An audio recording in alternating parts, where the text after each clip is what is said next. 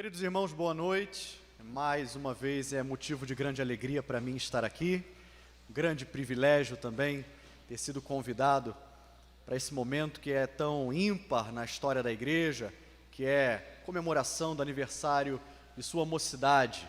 Os jovens, eles são parte fundamental no trabalho da igreja, e o que seria de nós sem eles? Eles são a continuação da nossa igreja, bem como as crianças também. E o nosso coração nessa noite, então, se alegra em podermos estarmos aqui juntos, comemorando esse aniversário. Mais um ano em que esses jovens têm passado na presença do Senhor, uma vez que, infelizmente, tantos por aí não têm trilhado esse caminho. E aproveitando que você está de pé, abra a sua Bíblia no livro de Atos dos Apóstolos, capítulo 20. Faremos a leitura do verso 7 ao verso 12.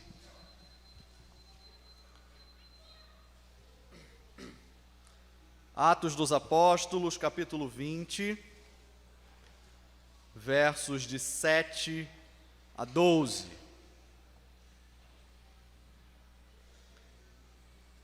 Diz a palavra do Senhor: no primeiro dia da semana, estando nós reunidos com o fim de partir o pão, Paulo, que devia seguir viagem no dia imediato, exortava-os e prolongou o discurso até a meia-noite. Havia muitas lâmpadas no cenáculo onde estávamos reunidos. Um jovem chamado Eutico, que estava sentado numa janela, adormecendo profundamente durante o prolongado discurso de Paulo, vencido pelo sono, caiu do terceiro andar abaixo e foi levantado morto. Descendo, porém, Paulo inclinou-se sobre ele e, abraçando-o, disse: não vos perturbeis, que a vida nele está. Subindo de novo, partiu o pão e comeu, e ainda lhes falou largamente até o romper da alva, e assim partiu. Então conduziram vivo o rapaz e sentiram-se grandemente confortados. Que Deus abençoe a exposição da sua palavra. Os irmãos podem se assentar.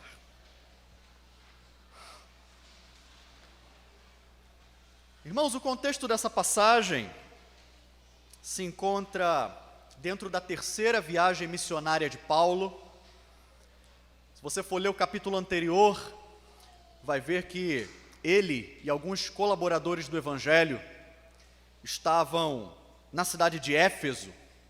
Paulo passou cerca de 3 anos naquele lugar e foi um dos momentos mais frutíferos do ministério de Paulo, porque grandes conversões aconteceram.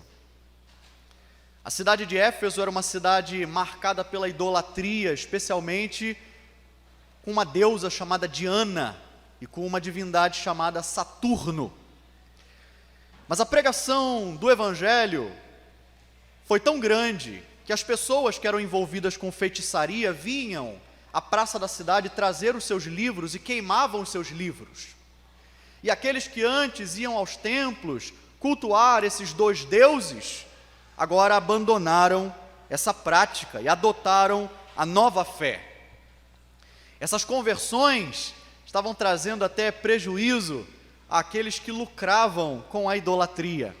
Haviam ourives, artífices, que faziam amuletos idólatras e vendiam esses amuletos, que estavam sofrendo prejuízo financeiro, porque as pessoas não estavam mais cultuando a esses deuses.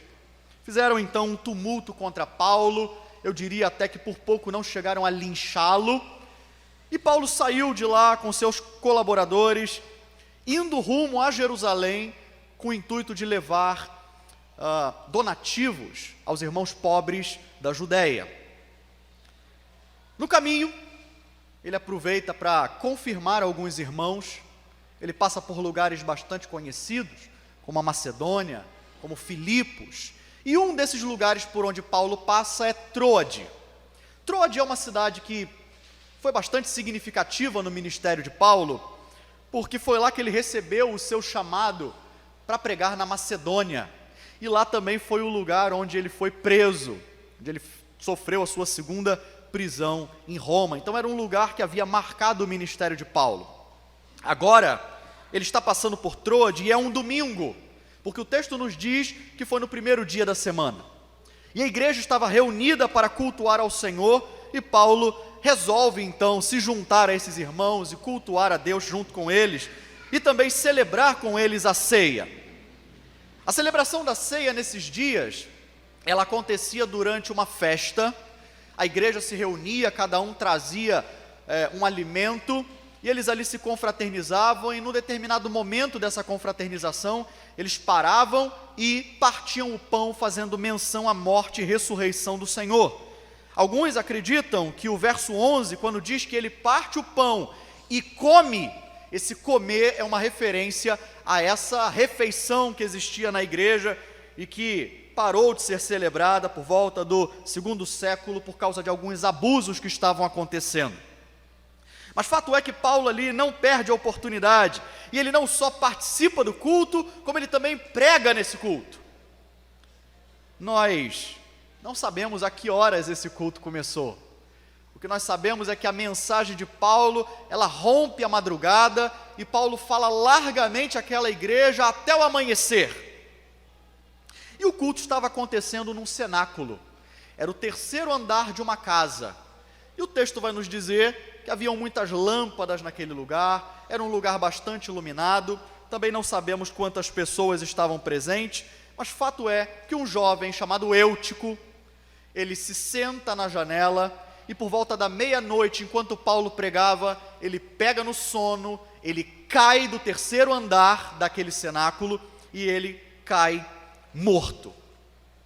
Na queda, ele acaba morrendo. Mas, em meio a tudo aquilo, acontece um milagre, porque no instante em que Paulo desce e abraça aquele jovem é ressuscitado. Há pessoas que leem esse texto e pensam que Eutico apenas desmaiou na queda, mas não, o texto é claro ao dizer que ele estava morto. Mas quando Paulo o toma nos braços, à semelhança do que aconteceu com Eliseu e o filho daquela mulher rica, ele agora é ressuscitado.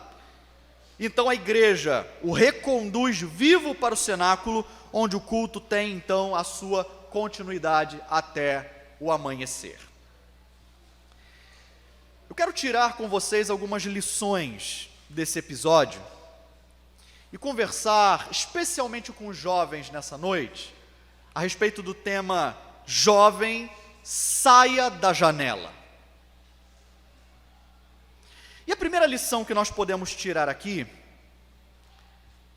é que janela é um lugar que nos oferece conforto e distrações. O verso 8 nos informa que haviam lâmpadas no cenáculo. É claro que as lâmpadas daquele tempo não eram semelhantes às lâmpadas que nós temos hoje. Era um recipiente que tinha fogo, e esse fogo era alimentado durante toda a noite por azeite ou por um tipo específico de óleo. Como eu disse, nós não sabemos quantas pessoas estavam reunidas ali, mas a gente imagina que tinha uma quantidade considerável, afinal, o apóstolo Paulo está aqui. Quem perderia a oportunidade de ouvir o apóstolo Paulo pregar? E no lugar onde o calor humano deveria ser grande, uma quantidade grande de lâmpadas que eram acesas por meio do fogo, então podemos imaginar que o lugar estava quente, o ambiente estava calorento, não existia ar-condicionado, não existia ventilador, e é então que um jovem resolve se refrescar perto da janela. Ele vai procurar um ambiente mais fresco. Como era noite, para ser mais exato, meia-noite, o clima do lado de fora com certeza era mais frio. Então, ele se põe ali com o objetivo de se refrescar, mas o que era para si apenas um lugar mais confortável, acabou talvez roubando a atenção daquele jovem. Pode ser que Eutico tenha desviado o seu olhar de vez em quando para o que estava acontecendo do lado de fora.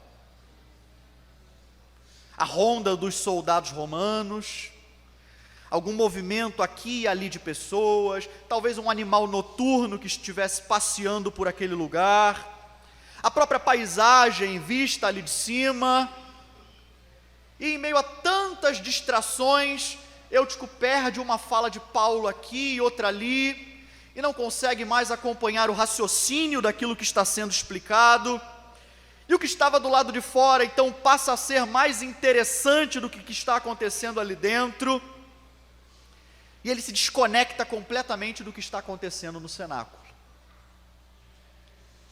E por acaso não é assim também na minha e na sua vida? As coisas na vida real também são dessa maneira. Nós infelizmente vivemos uma geração que procura conforto acima de todas as coisas. As pessoas buscam fugir de qualquer tipo de sofrimento, qualquer coisa que lhe cause incômodo, e dizem coisas como: eu não quero me envolver, eu não quero me estressar, eu não nasci para sofrer, outro que faça, eu não pretendo me desgastar por isso, eu estou muito cansado, eu mereço um descanso. E nessa busca constante por conforto, infelizmente muitos de nós são levados à negligência. As pessoas se sentem merecedoras de descansar, de ficar confortáveis, e deixam de orar. As pessoas deixam de orar, não querem mais orar. John Wesley dizia que ele não admitia que os pássaros louvassem a Deus antes dele, e por isso todos os dias ele acordava às 4 horas da manhã para poder orar.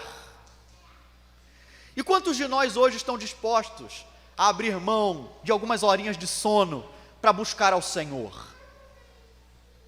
Daniel, um jovem, tinha sido exaltado a uma posição considerável na Babilônia, e ali na Babilônia ele tinha muitos afazeres, mas mesmo sendo responsável por tantas coisas, ele não deixava de orar pelo menos 3 vezes ao dia.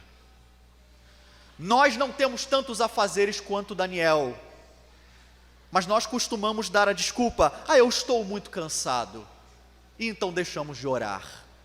O Senhor Jesus virava as madrugadas em oração nos montes. Um homem chamado David Brainerd passava a madrugada na floresta orando, debaixo de sereno, debaixo do frio, às vezes debaixo de chuva, para que pela manhã ele pudesse evangelizar os índios. E eu poderia citar aqui tantos outros exemplos de grandes homens de Deus que se dedicaram à oração e que entendiam que tempo de oração não é tempo desperdiçado. Homens que preferiam, como Daniel, ir para a cova dos leões do que ficar sem orar. Homens que entendiam a importância da oração e por isso se dedicavam a ela.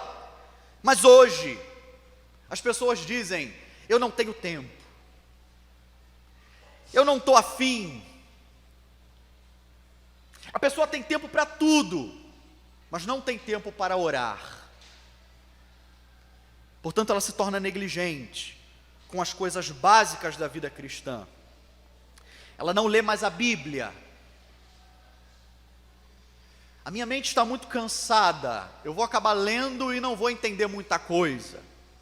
Ela não quer mais vir à igreja, porque o domingo é o dia em que a carga da semana inteira vem sobre nós, não é verdade?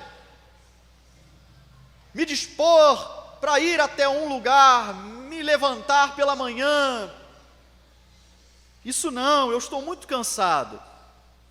E com isso, aos poucos, as pessoas buscando esse tipo de conforto vão se desconectando da sua própria vida espiritual, flertando inevitavelmente com o que está do lado de fora.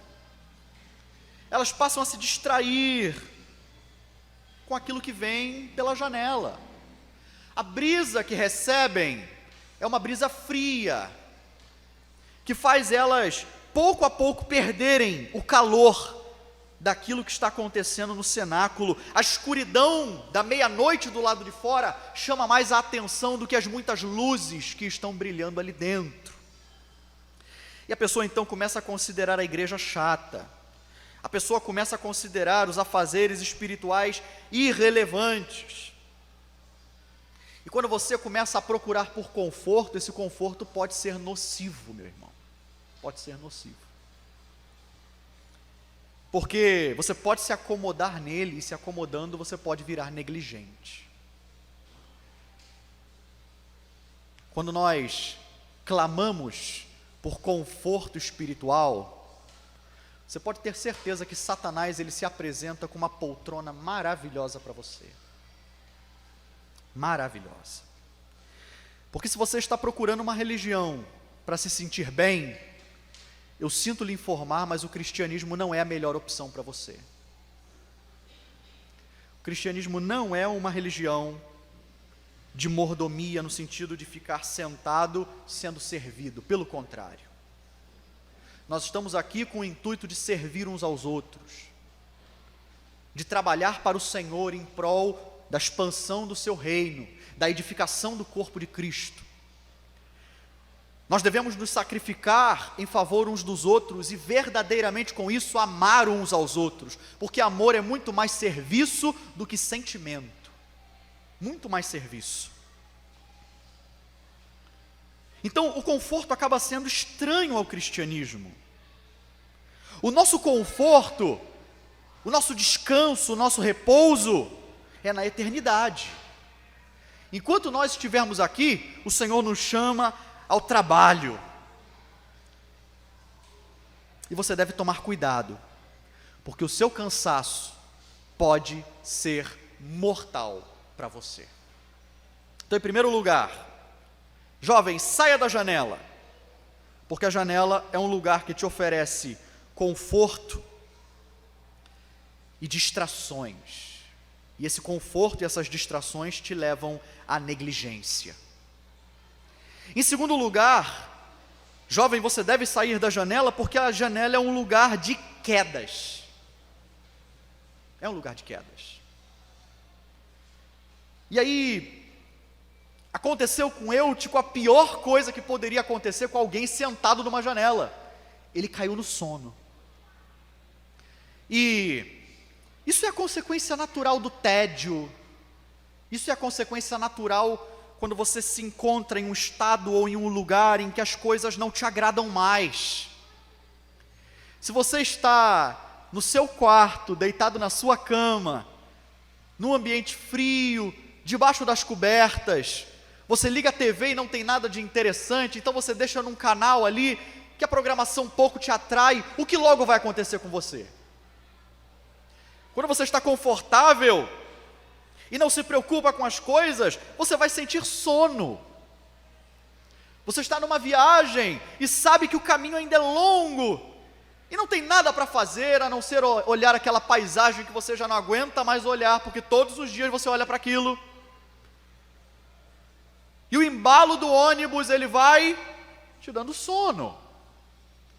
Você está numa sala de aula, por algum motivo você se distrai, ou então a didática do professor não te agrada, a lição não te agrada, então você se desconecta daquilo que está acontecendo, e o que vai acontecer? Você vai sentir sono, você vai começar a bocejar cedo ou tarde. Então, quando as coisas não te agradam, quando as coisas já não te satisfazem mais, a sonolência passa a tomar conta de você. E o sono espiritual, ele é perigosíssimo. Porque o sono, ele tira a tua firmeza. O sono, ele tira o teu senso de vigilância. Se você antes estava atento, agora cheio de sono, você não consegue mais estar atento. O seu corpo começa a ficar mole e você vai se deixando levar pelo que está acontecendo. Às vezes você até perde a noção do que está ao seu redor. E uma vez tendo dormido, você vai acabar caindo. Você vai acabar caindo. No caso de Eutico, a queda dele foi fatal.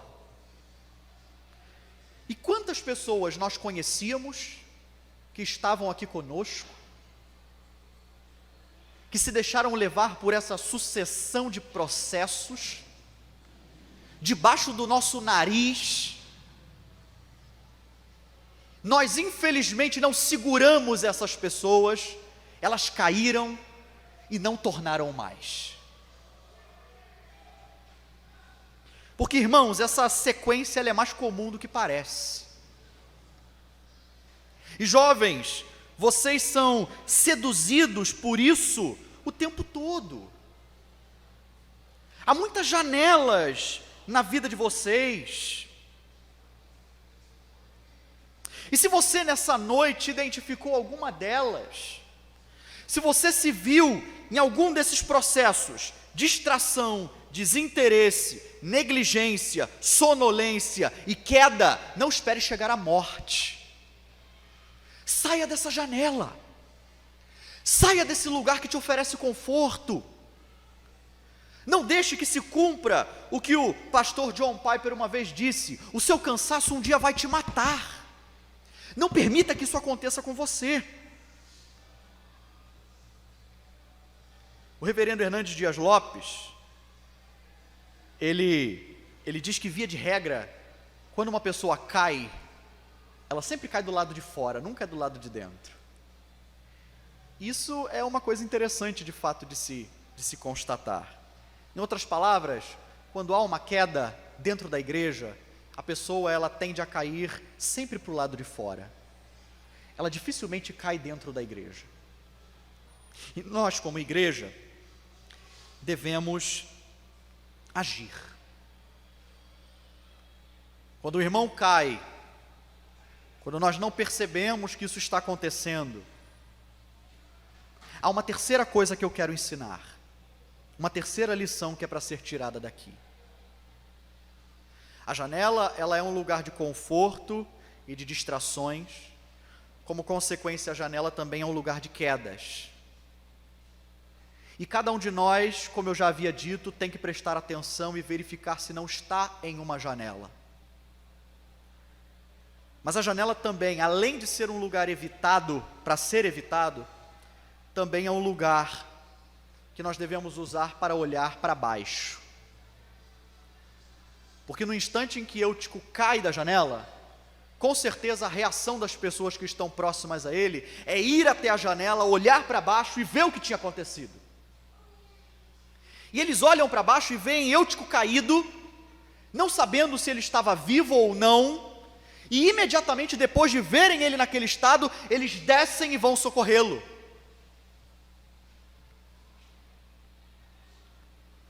O próprio Paulo foi uma dessas pessoas, que não só desce para socorrê-lo, como abraça o rapaz. E, irmãos, diante de outras pessoas que caem, nós não podemos de forma alguma ser indiferentes. Nós precisamos ir até essas pessoas. Paulo é engraçado, porque quando ele desce e abraça esse menino, ele não dá um sermão nesse menino, ele não critica esse menino, ele não pergunta: por que você dormiu? Você não viu que ia dormir? Por que você continuou ali, rapaz? Não. Paulo simplesmente vai até ele, o segura e o abraça. Jovens e toda a igreja que estão aqui nessa noite, o que vocês fizeram com aqueles que caíram? Será que é possível? Imagine a cena, a igreja está reunida em culto, um jovem acabou de cair da janela, era uma altura de 3 andares, e a igreja ignorou isso, e continuou cultuando como se nada tivesse acontecido? Não é absurdo pensar dessa forma? Não é insano imaginar que alguém pode estar morto lá embaixo agora e nós simplesmente estamos ignorando isso? O que a igreja tem feito? Será que nós, como cristãos, temos ido atrás dessas pessoas que caíram e abraçado essas pessoas? Porque muitas delas caíram e não voltaram porque estão há anos afastadas. e ninguém foi saber se elas estão bem. Elas não voltaram porque nenhum irmão foi abraçá-las. Portanto, elas se entenderam como apenas mais um número. Elas se entenderam apenas como mais um no meio de um monte. Talvez gente sem importância, sem relevância. Quando Paulo abraça Eutico, o poder de Deus age. Porque não foi Paulo que deu vida a esse jovem, foi a graça de Deus que ressuscitou esse jovem. Pode ser que muitos, quando forem abraçados por nós, Deus, por meio de nós, suscite vida a eles de novo. E o que aconteceu?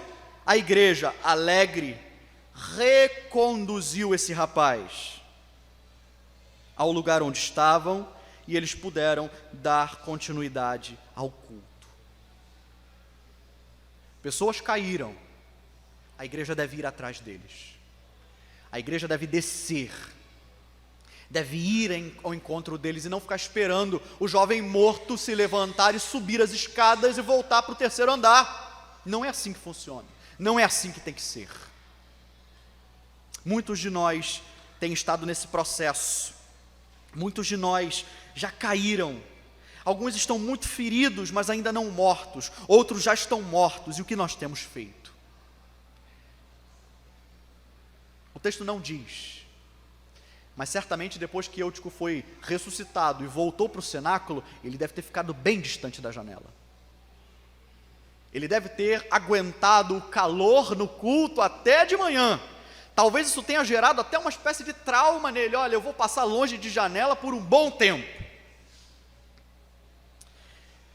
Porque ele percebeu quão perigoso é estar naquele lugar. E no caso de Eutico, Deus agiu, mas infelizmente não é no caso de todos. Infelizmente não é no caso de todos. E as janelas estão aí, meus irmãos. As propostas estão aí, meus jovens. E eu falo aqui a jovens jovens, a jovens velhos, a jovens infantes e a todo tipo de jovem que existe. Na universidade, no círculo familiar, na roda de amigos, no trabalho. Você sempre tem oportunidades para se distrair, você sempre tem ídolos para ocuparem o seu coração. As janelas estão nos vícios, nos lazeres. As janelas da nossa vida estão em todo e qualquer lugar. Você precisa identificá-los. Então, identificando, não nos acomodar a elas, para não corrermos o risco de cair. Como diz o apóstolo Paulo, aquele que está de pé, cuide para que não caia.